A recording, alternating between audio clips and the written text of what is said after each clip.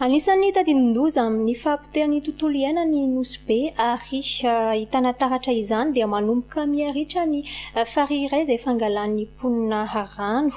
Nisy noho izany fanentanana nataon'ny préfet de police tao an-toerana nandritry ny fankalazana ny andro iran-tany ho an'ny tontolo iainana ny 5 jona teo. Andeha arahintsika avy hatrany tato vaovao. Samy matsapa ny rehetra fa mipotika ny tontolo iainana izay mitarika ny fiovaovan'ny toetrandro. Anisan'ny miaina ny voka-dratsiny izay fampotehany tontolo iainan'izay nosy be ary atahorana mafy satria farihy iray fakana rano an'ny mponina dia efa miritra nandritry ny fankalazana ny andro iran-tany ho an'ny tontolo iainana izay nampitondraina ny lohahevitra hoe miasimba ny tandy andao arovana ny 5 jona lasa teo dia nisy ny fanentanana fohy anoentin'ny préfet de police ny nosy be.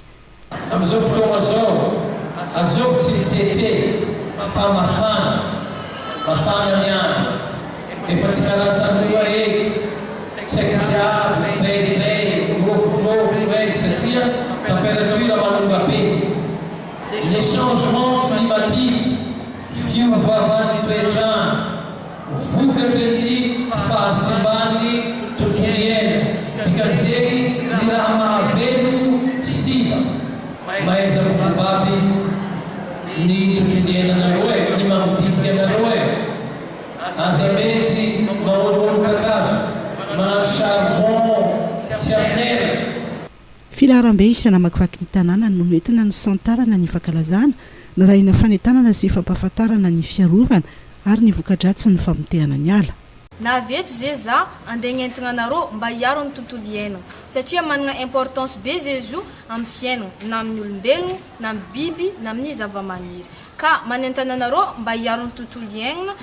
Tetikasa vaovao hampiarina eto nosy be amikasika ny fiarovana ny tontolo iainana dia etsika ireo mpianatra miankina sy tsy miankina amin'ny fanjakana mba hanentany ny fotony anivon'ny fiarahamonina ankoatra ny etsika izay ataon'ny mpitondra sy ny manam-pahefana ary ny sapadrarana fikamanana maro samihafa voakasika ny tontolo iainana.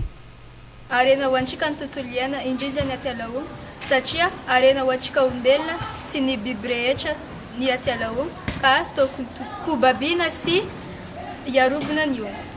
Raha tsara karakara ny tontolo iainana manodidina antsika zanak'olombelona dia mamelona antsika fa raha ratsy fikarakarana kosa dia matetika mamono antsika olombelona